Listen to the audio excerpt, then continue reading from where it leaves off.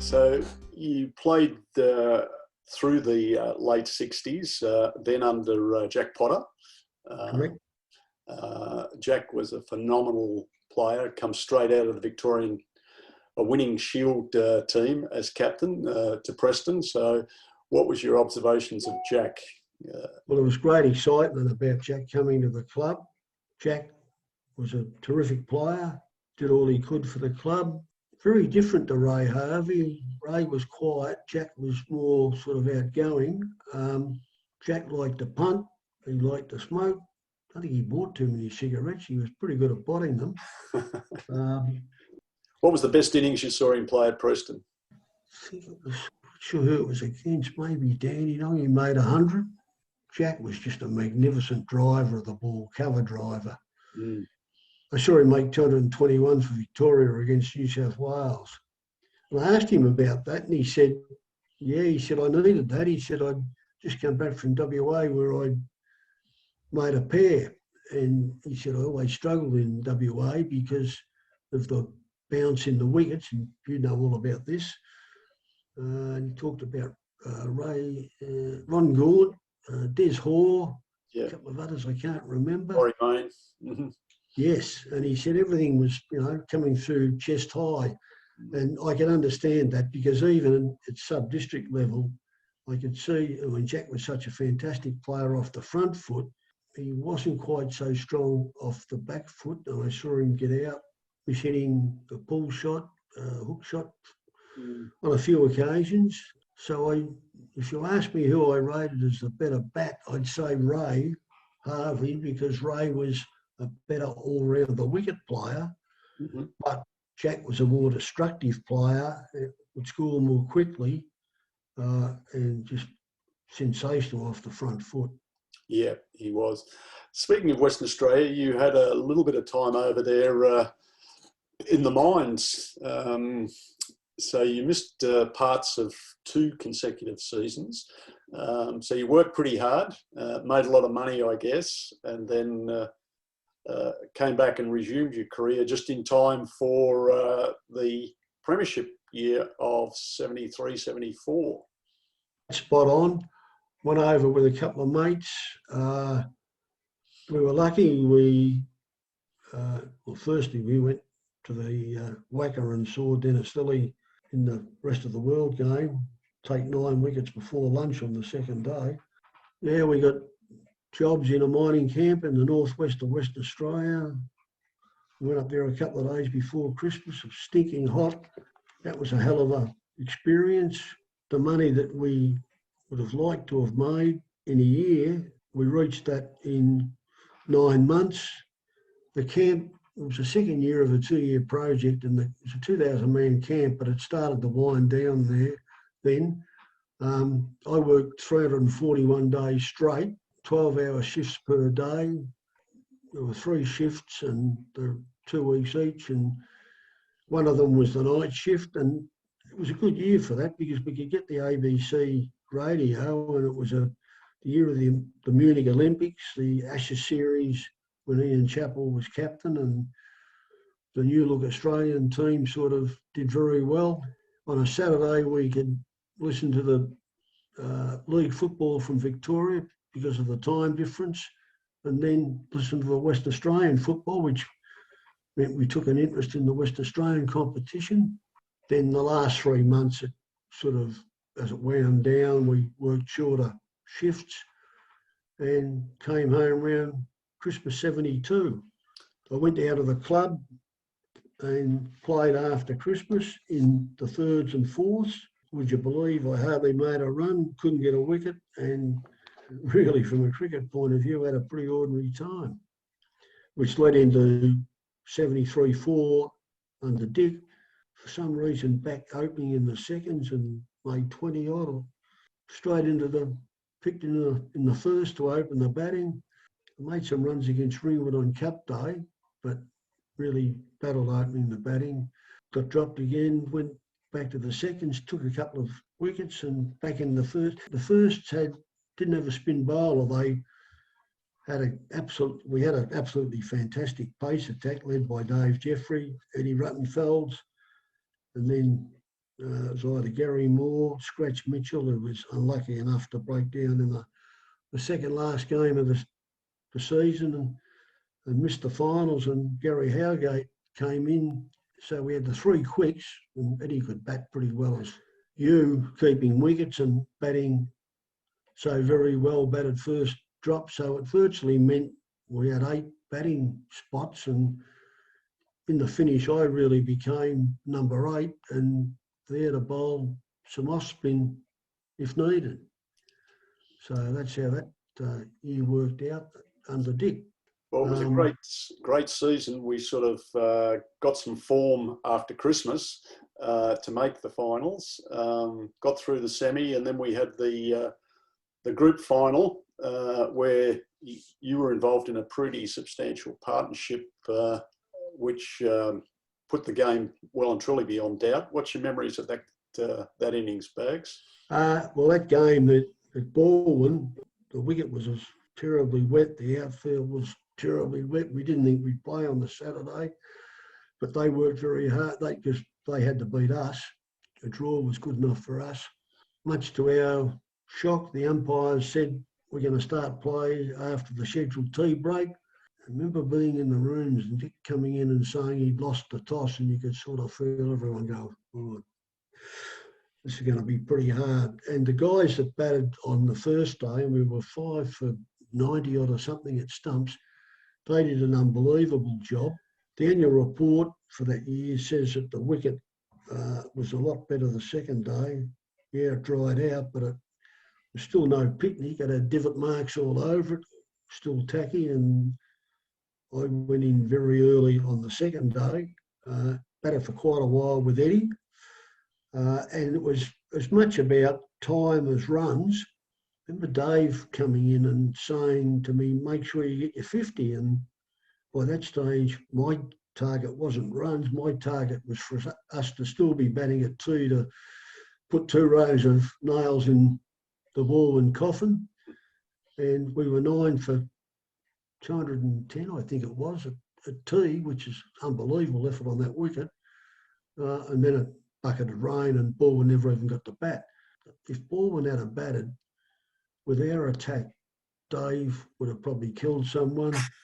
Eddie would have made the ball talk, and I cannot imagine that they'd have made more than 50 or 60 if the toss had gone the other way. But we got through it, and that was great. Into the grand final, you had one of those sort of unique experiences where you didn't get to bat or bowl, but you had the pads on for about 3 hours in our first innings. And then you actually made runs in the second innings. But in the first innings, you had the pads on for about 3 hours, and Dick kept on changing the batting order. So you were sort of left floundering a bit there. And then the second day, Eddie and Dave Jeffrey just went through Malvern, so there was no opportunity to bowl. Is that how you recall it? It is. Dick was very confident after our effort against Balwyn, but we were soon 3 for 6 on the first day of that grand final against Malvern. You came in at 1 for 2 and batted for the rest of the day and made 86 not out, and that was a sensational effort. And you must still draw enormous pleasure from that, Lee. Tip my lid to you for that innings. That was a fantastic effort. You had a bit of a partnership with Dick, and then I had a look. We were 5 for 58, just before tea, and I padded up, and Neville Eyre came in to bat with you, and you and Neville put on 79. And when Neville went out, there wasn't much time left, and Dick Telford did the very correct thing. Instead of sending me in to poke around and not achieve much in the short space of time, he sent Eddie in, and then Dave and Gary Howgate with the instruction, just throw the bat and get as many runs as you can. I just sat there with the pads on, but I was thrilled that we got the 8 for 170, I think. Yep. For 86 not out, unbelievable innings. I walked out of the ground that night with a couple of the Malvern guys. One was Barry Taylor, who used to make a lot of runs for them, and they used to score pretty highly. You could get I got the vibe that they just thought 170, that's a walk in the park.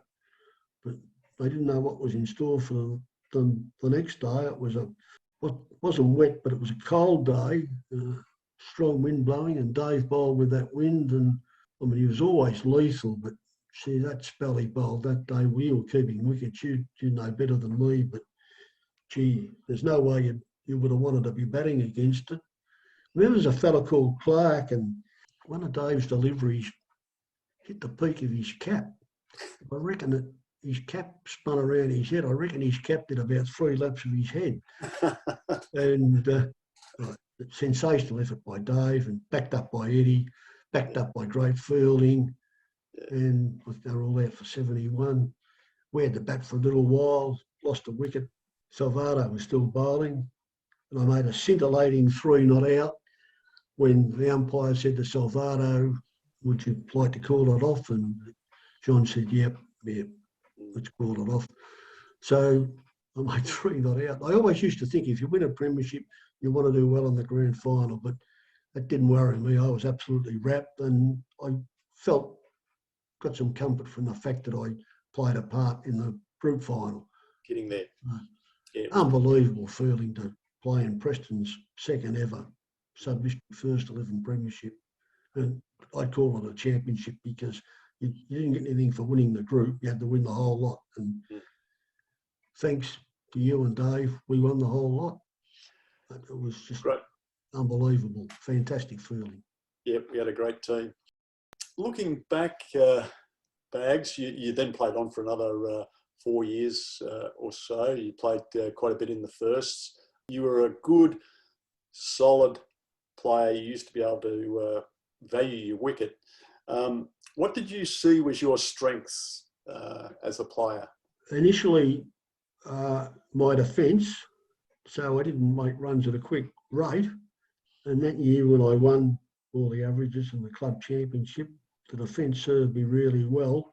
I did try and alter my grip a little bit, the lower hand, try and get a bit more power in my shots. That didn't work, and it also mucked my defence up a little bit. So that's the reason I reckon that I didn't bat quite as well after that. And with the bowling, initially I just sort of lost it, and then came back a bit, and I bowled a bit. But after the premiership, didn't play a lot in the first, and then the last 2 seasons, I captained the seconds, and then retired. Wonderful career you had, Bags. You were an institution down at the club. Everybody loved you and respected you for who you were. You were also a fantastic young footballer until I think injury sort of interrupted it, but not many people would know that you played the VFA, played full forward, kicked 100 goals one year, won the goal kicking a couple of times. Fantastic player. That must be fond memories, having played footy at Preston and cricket at Preston. Yeah, it was. It wasn't so much injury. It was, I mean, you know how big I was. I was 5'11", barely 11 stone. So I wasn't really big enough to play, certainly in the firsts. I had some good days in the seconds. I had some bad days too. I knew I was going to make the first, and really it was I knew that that'd be the end of me at the end of the year, but I got in first and said, look, I'm not going to make it, but it's been good fun. Thanks very much, and gave it away. The one thing out of that I didn't realise at the time was 2 years on the senior list under Alan Joyce, certainly very fit, and that carried over into the cricket season. And when I gave football away, I wasn't as fit for cricket, and that I also think had a bit of an effect on my cricket. Bags, looking back at your career at Preston, and you've since giving up playing, you've also been a stalwart around the club. You know, you supported the club. You're always at the reunions, etc. But what's your reflections of the club looking back? I kept an eye on the club. I was lucky enough to call him one day and see Rowan Porpeleye make a 100 for the firsts, and the rest of the batsmen were really struggling, and got down to Ron Bretnell stayed with him. And I went out at 2 and had a look at the wicket, and the wicket was atrocious. It was so dry, it was just so totally crumbled. And Porpeleye's use of his feet was fantastic, and had this shot where he forced the ball off his legs through the onside. And apparently that was his trademark shot, and he was obviously a super player. About 4 years ago, I went down a few times, and unfortunately, Trevor Staples would be there because he had boys playing in the first and the seconds. But I think he'd be busy probably scoring. Gus Wilson was secretary. There was always something he had to do. Gary Robinson's treasurer. So you sort of sat there for most of the day without knowing many people, and going into having a quick drink after the game. Same thing, hardly didn't know any of the players. So loved the club, but it was just after that, I really haven't been back to watch them play. And this is Let's where... hope we change that with the 1860 club, eh? Oh, yeah. This looked fantastic innovation by yourself and the club. And the more, if we get players from different eras to get to know each other, go down and watch some cricket there. Help out if we've got the old players that are struggling financially or with illness. Maybe somehow help out with paying for some coaching, maybe of some of the young players. It's a fantastic thing you've come up with, Lee, and I just look forward to when this COVID thing's over, when we can get back to going down the club and enjoying each other's company and supporting the current players, because Preston Cricket Club's a fantastic club with great facilities and great place to be. Well said, Bags. On that note, we will end our interview. It's been wonderful talking to you and reminiscing. We've probably missed covering lots and lots of things because we could go on for hours, but we'll save that for another time. But so thank you very much. Just thanks again, Lee.